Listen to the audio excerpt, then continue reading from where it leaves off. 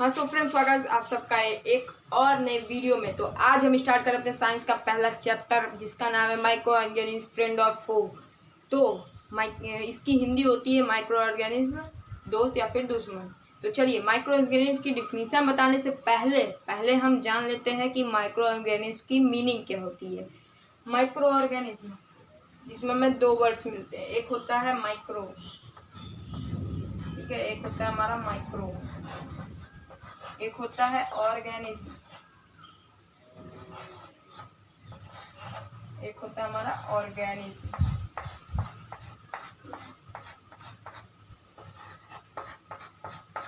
Micro मतलब होता है सूक्ष्म,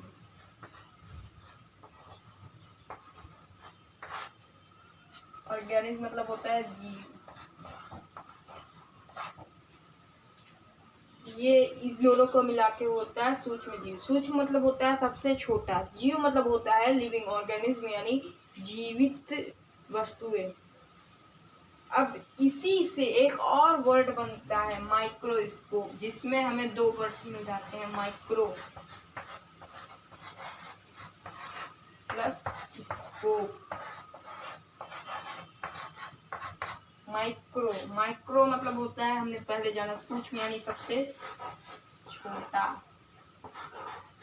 स्कोप मतलब होता है दिखाने वाला, मतलब दर्शी यानी दिखाने वाला। तो ये दोनों को मिला देते तो बनता सूक्ष्मदर्शी, ये दोनों को मिला देते बनता सूक्ष्म जीव। तो अब हम बताते हैं आपको कि माइक्रो ऑर्गेनिज्म की डिफिनीशन क्या होती है।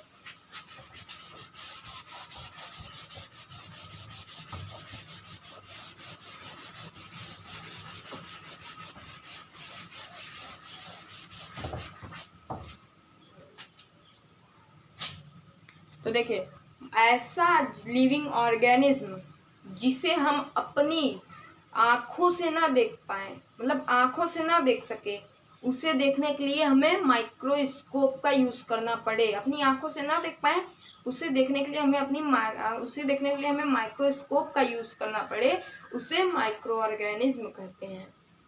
एग्जाम्पल ले लेते हैं। एग्जाम्पल से पहले सोचिए, आप तो सोच रहे होंगे कि चींटी भी एक छोटी सी जीव है, लेकिन चींटी एक माइक्रो ऑर्गेनिज्म नहीं है क्योंकि वो हमें अपनी आंखों से दिख जाती है, इसलिए चींटी एक माइक्रो ऑर्गेनिज्म नहीं है।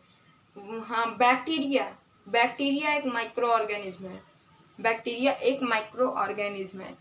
तो चलिए अब हम देखते हैं माइक्रो ऑर्गेनिज्म कितने टाइप्स के होते हैं। तो माइक्रो ऑर्गेनिज्म होते हैं 4 टाइप्स के। पहला होता है बैक्टीरिया,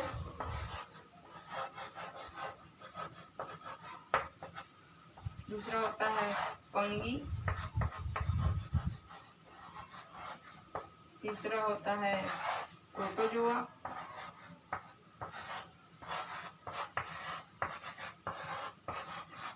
चौथा होता है हमारा एल्गी। लेकिन इसके अलावा भी एक और माइक्रो ऑर्गेनिज्म होता है।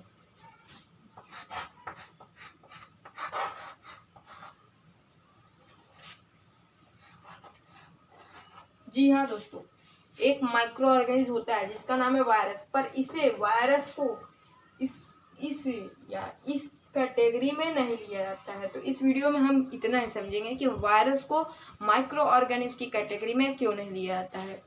ये जो बैक्टीरिया होते हैं ये एक बार अपना रिप्रोडक्शन करके मर जाते हैं। फंगी ये भी अपना रिप्रोडक्शन करके मर जाता है। प्रोटोजोआ ये भी खत्म हो जाता है और ये भी खत्म हो जाता है। मतलब ये सब एक बार खत्म होते जरूर हैं, खत्म हो जाते हैं, फिर उनकी अगली पीढ़ी स्टार्ट होती है। पर ये वायरस एक ऐसा जीव है जो मर के भी हजारों साल बाद जिंदा हो जाता है। दुनिया में जो चीजें जन्म लेती है वो मरती जरूर है, ठीक है। लेकिन वायरस एक ऐसा जीव है जो मर के फिर जिंदा हो जाता है। कैसे? तो देखिए अब इस वीडियो में हम इसी पे बात कर रहे हैं। देखिए, ये जो वायरस होता है ये हजारों साल तक मरा पड़ा रहता है। जैसे हाँ, हजारों साल तक आप वायरस जो होता है मरा पड़ा रहता है, फिर अचानक हजारों लाखों साल बाद वो वापस से जिंदा हो जाता है, वापस से उसमें लाइफ आ जाती है। वायरस जो है वो हमें मिल जाता है, आसमान में मिलता है। आसमान में भी वायरस होते हैं, जमीन में भी होते हैं, शरीर में भी होते हैं, हवा में भी होते हैं, रेगिस्तान में भी होते हैं, और यहाँ तक कि अंटार्कटिका का यानी नॉर्थ पोल और साउथ पोल पर भी वायरस होते हैं। ये वहाँ पर मरे पड़े रहते हैं। फिर जब वो हमारे बॉडी के कांटेक्ट में आते हैं तब वो वापस से जिंदा हो जाते हैं। तो देखिए सारे जितने भी अभी तक सजीव हैं वो जरूर मरते हैं, लेकिन वायरस क्यों नहीं मरता है? तो वायरस, पहले मैं वायरस का पहले आपको एक फिगर बना के दिखा देता हूँ। ये पहले मैं इंग्लिश कर दूँ।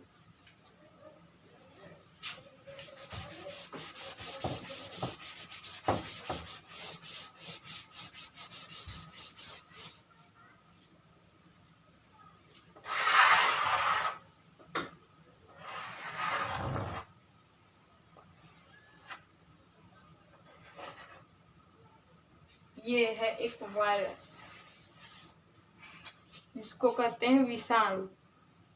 ये ऐसे ही कहीं पड़ा रहता है, हमेशा पड़ा ही रहता है ये वायरस।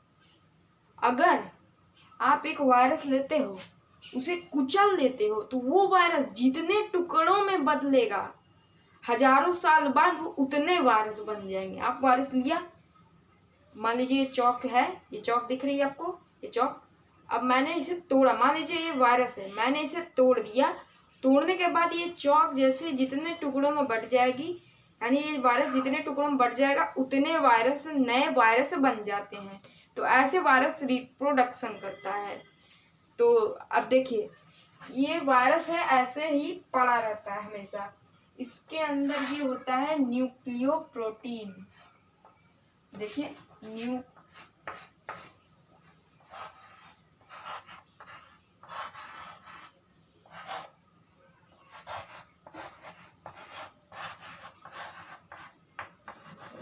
न्यूक्लियोप्रोटीन, इसके अंदर होता है न्यूक्लियोप्रोटीन।